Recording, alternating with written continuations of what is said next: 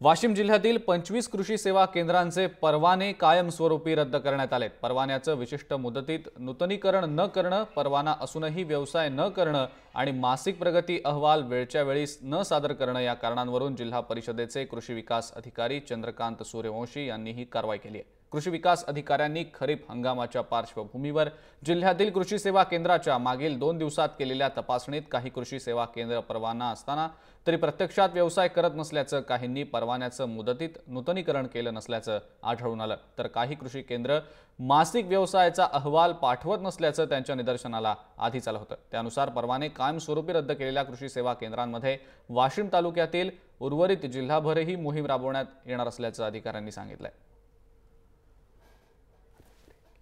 भरारी पथकाच्या माध्यमातून वाशिम जिल्ह्यामध्ये कृषी सेवा केंद्राची तपासणी करण्यात येत आहे।